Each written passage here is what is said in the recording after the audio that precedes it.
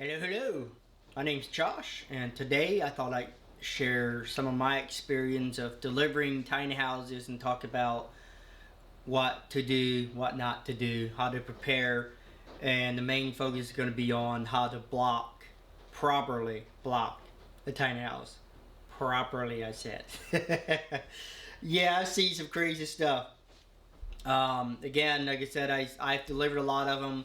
My job for 3 to 4 years, maybe 5 years, I can't even remember. I delivered storage sheds, so I would do on average 4, 5, 6 sheds per day. I mean, I'm talking a little 8 by 10 all the way to 14 by 40, that kind of stuff. And then some of them would be tiny houses where people live in them. And probably the number one thing that comes to mind is when it comes to blocking these things was there not being enough block. The other thing would be if they put a platform down, like a wood platform post in the ground and something like that, and it would not be strong enough. Probably 98.99% of foundations that I've seen where they had a platform were not strong enough. And the number one thing that you should ask yourself, I'll get more into the platform things, is that you always have to ask, whatever the situation is how are you going to get it there? If you're building a platform, how are you going to get the shed on there? Or how the shed delivery guy, or the barn, the building, I'll call them buildings. So let's talk about block and foundations. What's the best foundation, first of all? The best one would be concrete, and that would be getting a professional in, put a nice, get a flat level area, make sure it's level, put gravel down, put a slab of concrete down, and then go from there. That's the best thing for shed, tiny house, whatever. However, that's going to be the most expensive. I don't know, depending on the size, you might be looking at a couple thousand. It just depends on the size. The other thing is just gravel. A lot of storage sheds, they get somebody in to build a gravel pad. They usually use some 4x4s to kind of build this like a form, and then fill it with gravel, and then make it nice and flat. I'm repeating that because it's important to have it level and flat. That usually works pretty good too. One of the issues when you're talking tiny houses, they're often going, of course this depends on the state, but in Ohio, where I'm from, they're often going down in southern Ohio in the woods on a hillside. And so there's nothing level there. So now you're talking about having to build, the one end way up, that kind of stuff. Oftentimes it's one end of the building maybe here and the other end's over here. So you got this big offset from the grate not being level. Real quick, let me tell you about grate being level. If you look at the grate and you look at it and you think, yeah, it's probably about 8 inches off. I got to use a southern accent for these. Probably about 8 inches out of level, so we figure a little bit more block here. Let me tell you, if you think it's 8 inches by looking at it, it's 2 feet. All right. I've done many of these. I've delivered many of these where I would look at it. Okay, I consider myself a professional, and I'll look at the grade and I think, yeah, it's about 8 inches, and then it's 2 feet. So the common rule in this is it's always off way more than you think. Always. And of course that depends on how long. If it's a 10-foot building, you got your grade, I don't know, just use that. Go 10 feet. If it's 2 inches less here than here, 10 feet, like it drops a little bit. But if you go 40 feet or 50 feet, that's going to make a big difference. And so, how do you figure out your grade? Well, probably the best way would be is a laser level, if you have that, or if you can borrow one or something where you can laser it out and then measure your difference. Also, you can use a string.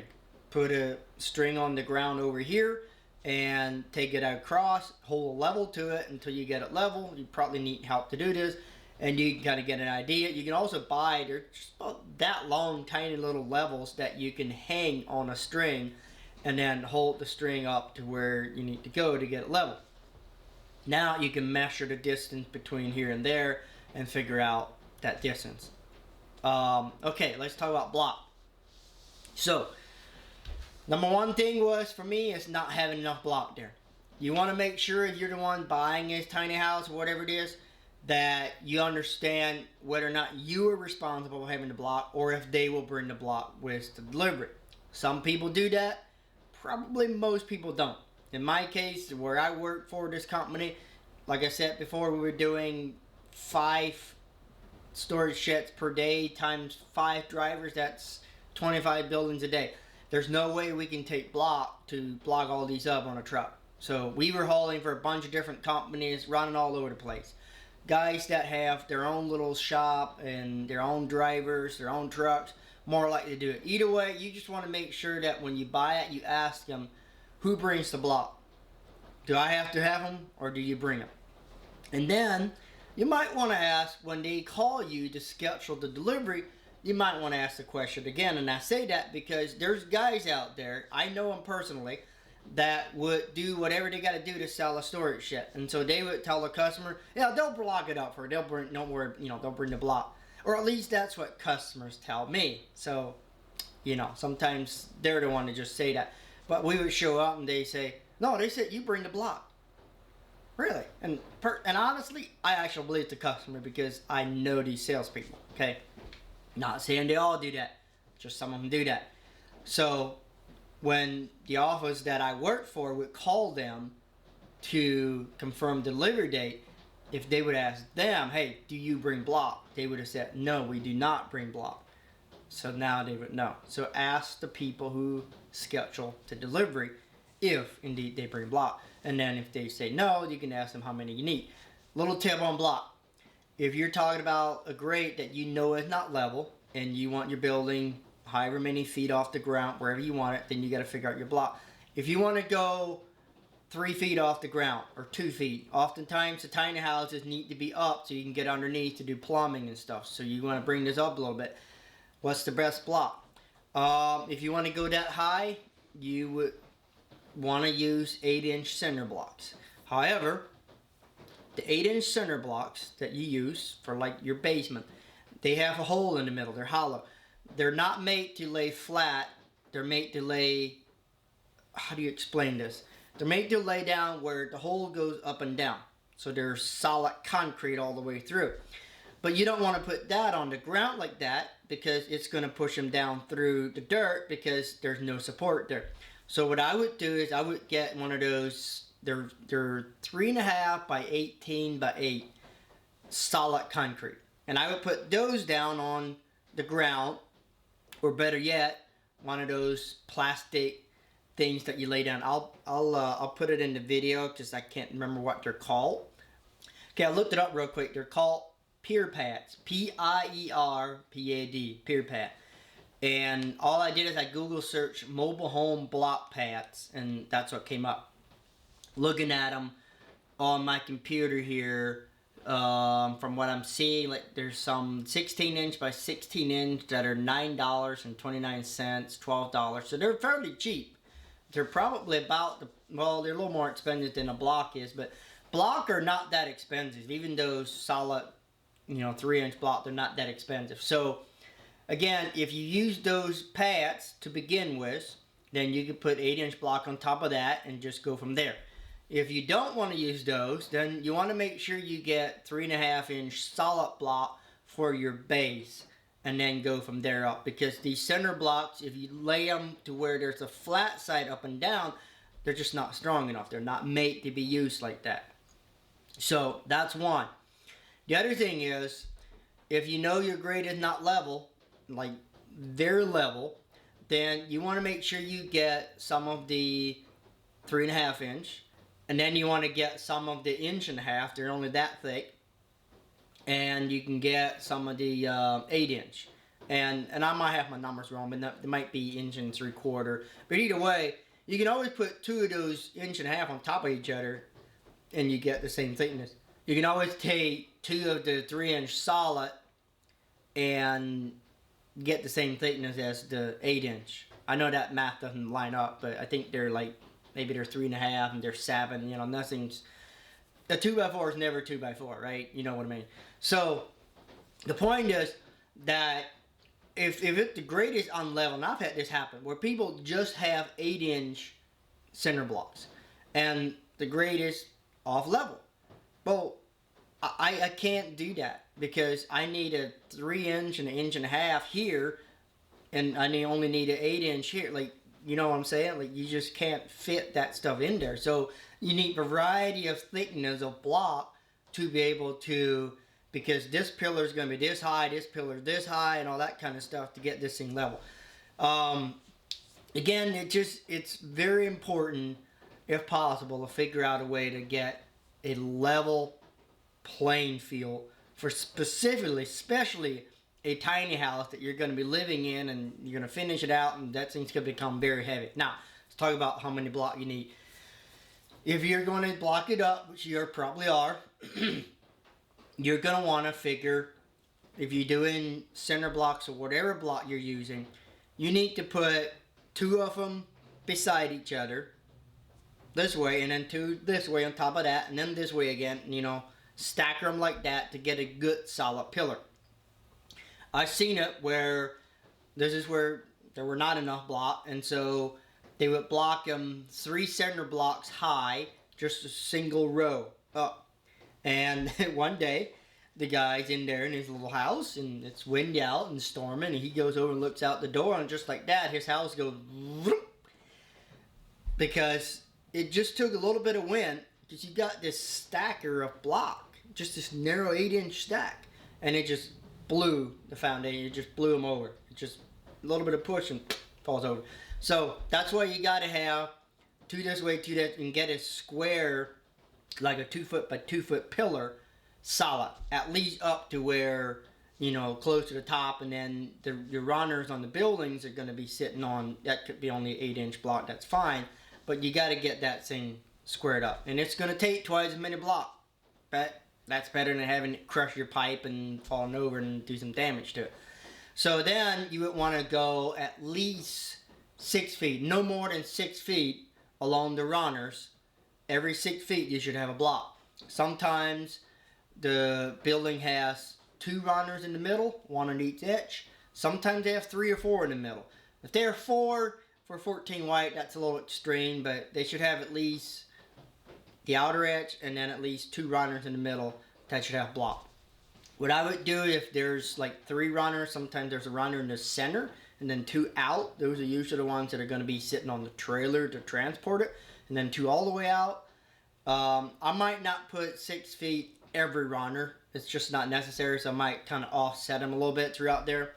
But you can't just do the outer edge and expect it to be okay, because you're going to get a bow in that floor. If it's not right away, it's going to be later on, and you're going to feel it when you walk on it. Another way that you can block it, that you don't have to buy as many block, might be easier, I don't know if it's cheaper, but you have your row of block on the edge. So let's say there's, you know, the building's this way, and then instead of putting block in the center runners, you just take a 6x6, you get treated 6x6s, and if it have to be long enough, so if you got a 14-foot white building, you need 14-foot 6x6s that go from this pillar to that pillar, so they go across. So you don't need any block through the middle, you just have these 6x6 runners going through the middle there.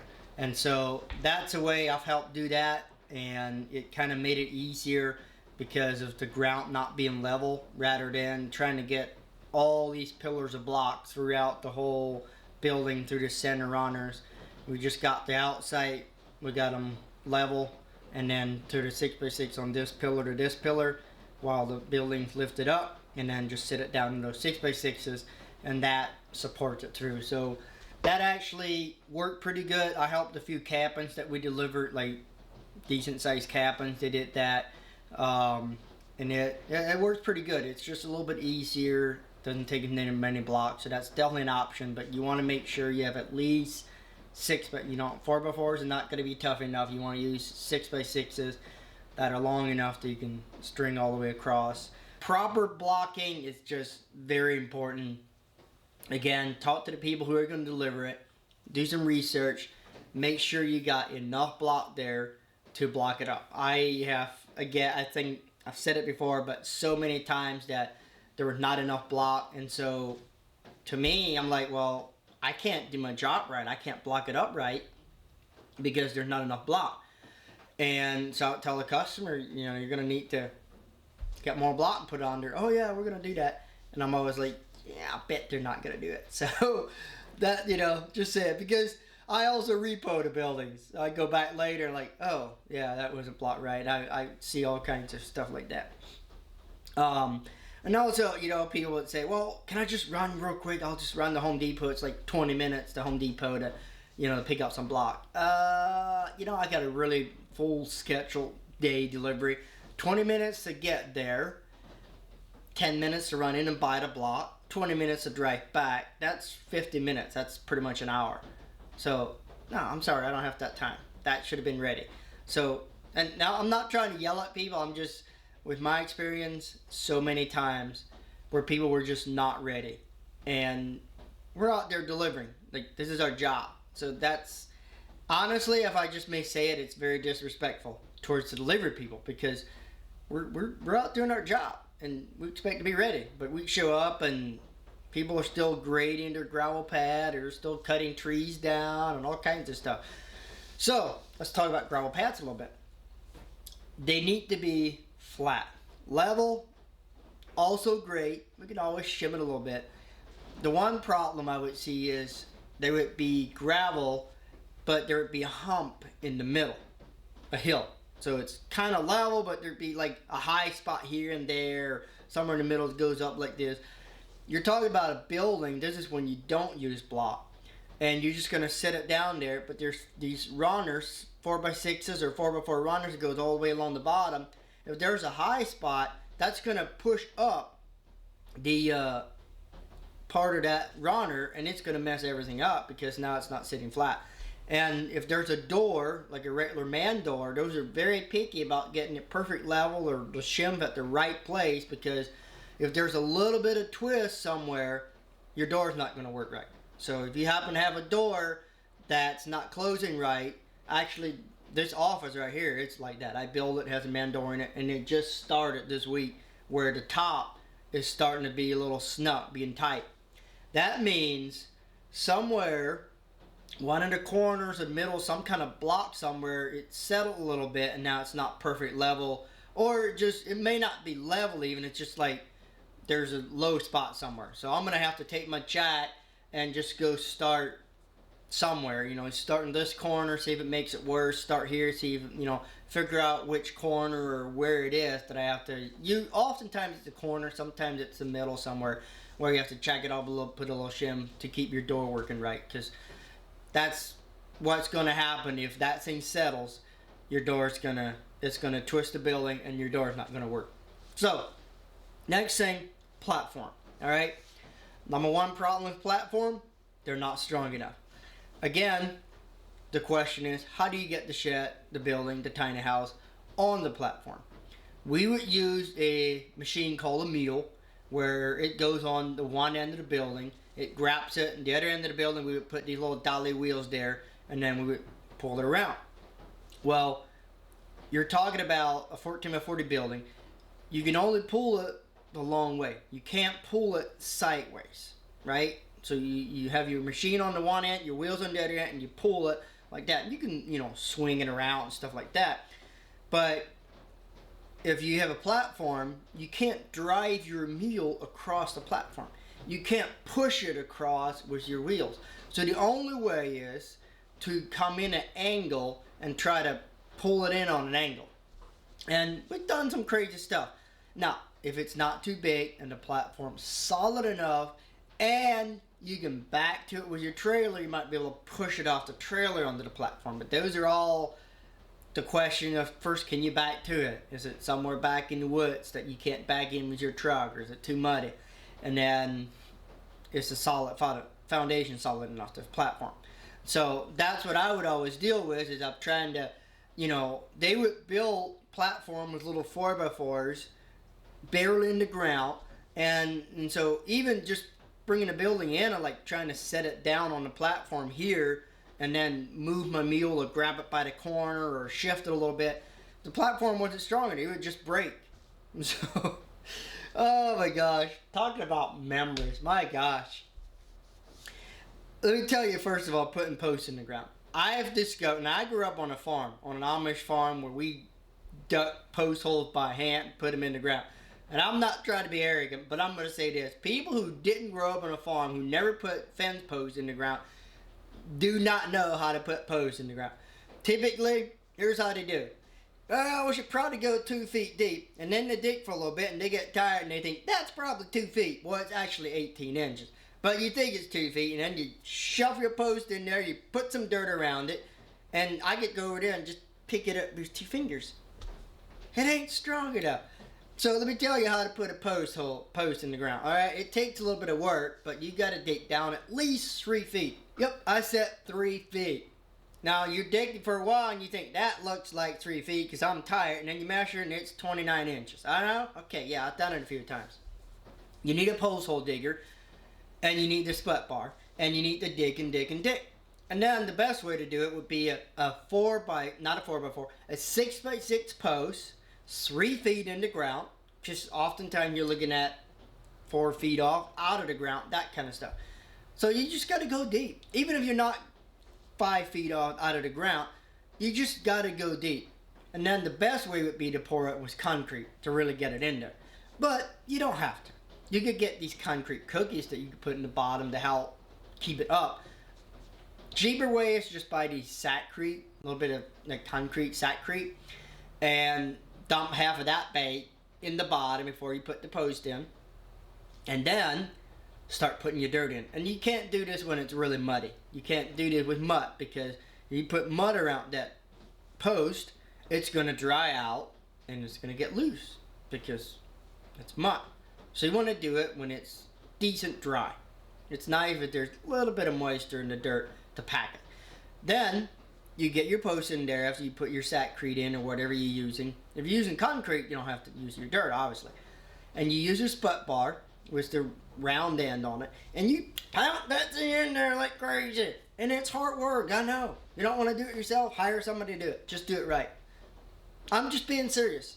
I've just seen so many of these that I work my tail off to get the building on there, and then I drive away from there thinking, boy, I'm glad I'm not that person, because that platform's not going to hold up. That platform's it's going to go this way or that way. If there's too much weight on this corner of the building, it's going to go down, and it's not, and I feel bad for people. So I'm just being honest here. Like, I want the best for you, so I want it to be done right. So when you put that post in there, you pound that dirt in like crazy, and you can make those things solid. You pound that dirt in. You put 6 inches dirt in roughly, and you pound it, and you have your wife shovel the dirt in for you, and then you know. Anyways, that's what I think. I see posts in there so many times. They're so weak, it's just unbelievable. And then they would take a 2x8 and nail it from this post to that post with like 2 nails in it, and yeah, there's people around us who just don't know better. I'm not trying to be rude. If you're offended, you're one of those people. I'm just saying, like, just do it right. Make it solid. So, how much did that stuff cost? I don't know. I mean, a gravel pad, I remember asking people maybe like a 10x20 gravel pad. I believe they paid $800. That was before COVID, so who knows what it is now.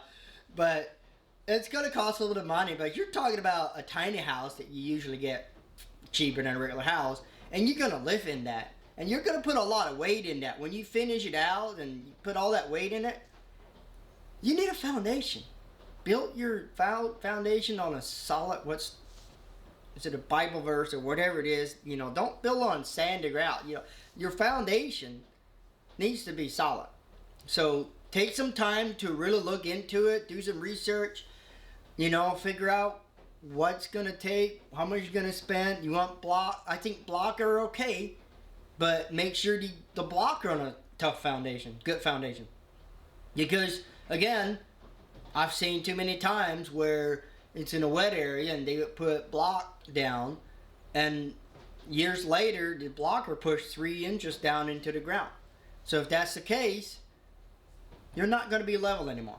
So you need to have a good foundation if you want to have a tiny house and live in it. It's just very important. And you can always skirt it around.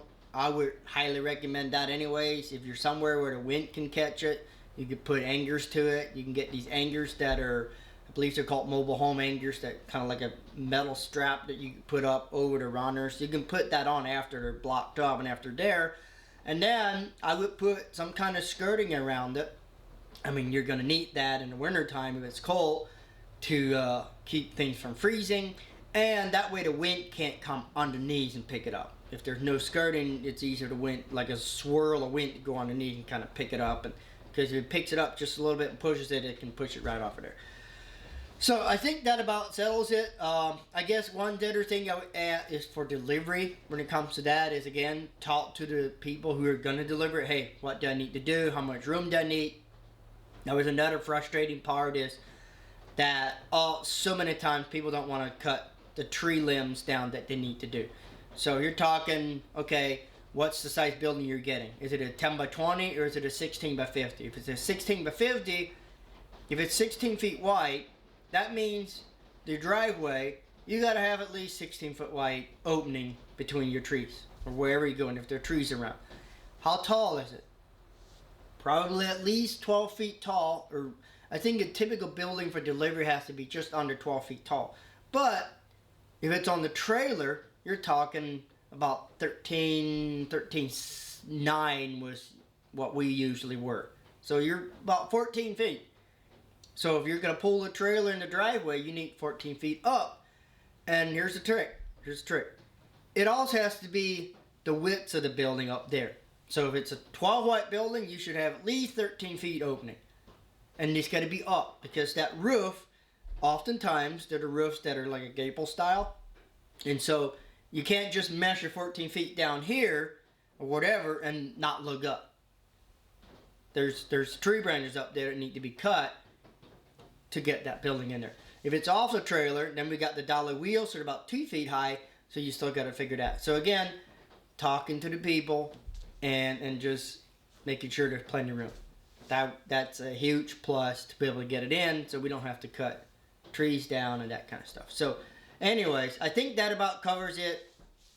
I'm just, for me, I guess, coming from the delivery person standpoint, sharing what I've seen, and I'm going to go over it one more time, is not being ready, not having enough block, not having the right kind of block, and not having the trees cut down to where we could actually get in. Those are the main things that I had to deal with that just made it more complicated. But for you as the customer, is a good foundation for your tiny house. It's what you want to focus on.